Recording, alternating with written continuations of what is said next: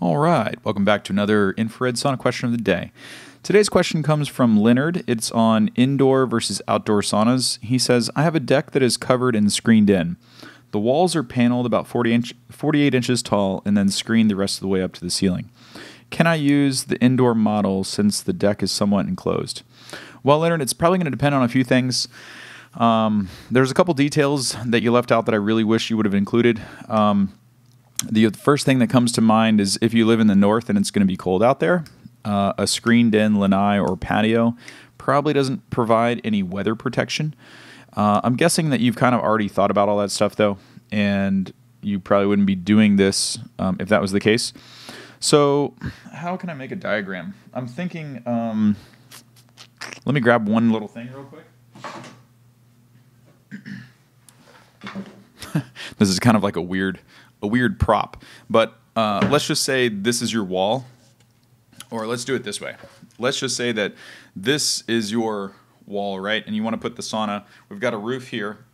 This is your 4-foot section, and then from here to the ceiling, it's screened in. What it's really going to depend on is how much of an overhang you have. So if you can see this, if you have like a 1-foot overhang, and you can get sleet or wind or rain, or I'm sorry, I didn't realize that you might not be able to hear me, blowing in on top of that, then that's going to be an issue because the sauna is just going to get pummeled with either sun, rain, or whatever. But if you have, say, like a 4-foot overhang, right? So this is your wall, and you have a gigantic overhang.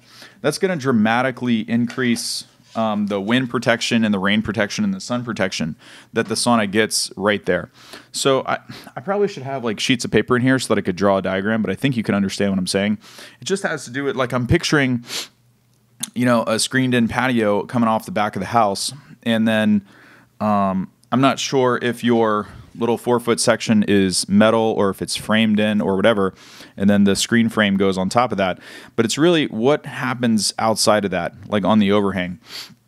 Are there shrubs there? Is there wind protection? Is there a climate issue? Any of those things? So that said, if right now, like all the sauna companies are going to tell you not to do this, right?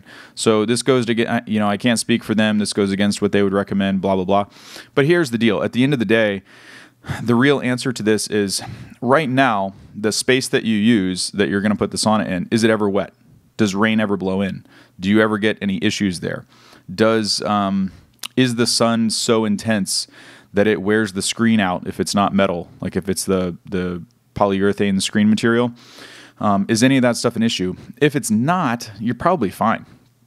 The only difference between putting an outdoor sauna right there versus an indoor is the outside of the outdoor sauna is going to be sealed, and they also have insulated walls. So if the climate thing is an issue, you have to go with an outdoor sauna because the indoor sauna is never going to perform. There's just no way around that. Well, I shouldn't say that. For this application, there's probably not a way around it.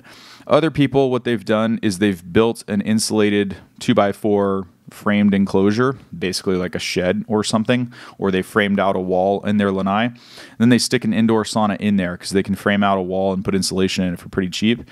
The only thing is you have to have the right setup for that to look good, right? Like a lot of people, they're not going to want to go to spend $3,000 to $5,000 on a beautiful sauna and then build like insulated shed walls around it, make it look like crap. But it can. I've seen it tastefully done. It can actually be pretty cool. If you do like an 8x8 room and then you put a 4-foot by 4-foot sauna inside of it and you put a couple of windows in, you actually have a walk around space to hang up towels outside of the sauna. It's pretty cool. You can have like a changing room. Some people might put a shower in there and they just weatherproof between the shower and the sauna. And then they have an exhaust fan installed for any humidity or things like that. Which is pretty cool. But it just depends on how far you want to take it. So if you're just looking for something that's plug and play, if there's no issue with the climate and you don't think it's going to get pummeled by wind and rain, I think you'd be fine. I really think you'd be fine. How else do I say that? We've had some applications where there's like a 60-foot wide, like the entire back of the house is a lanai and it's covered. It's not enclosed. It's just covered. And so it's like, I don't know, 12 feet by 60, and it's just like a porch on the back. There's been some applications where people have put them back there, and they just place the sauna at least, like 6 feet in from the edge, because they don't have like that 4-foot stem wall section like you have. It's completely open, and they don't have any issue because they only get rain that blows in. They've got 4-foot overhangs. They only get rain that blows in about 2.5 feet. So then there's another 2 feet or so that stays completely dry, so that the rain doesn't blow in at an angle and then bounce up and hit the sauna wall. That's really what you want to be careful of. If it gets wet all the time, that'll kind of ruin it. It will cause it to crack and split over time. The sun raises hell with it too. Just all the normal stuff. But if you can contend with that, or your particular space where you're thinking of installing it is good to go, I think you'd be fine. So hope that helps. We'll see you in tomorrow's video.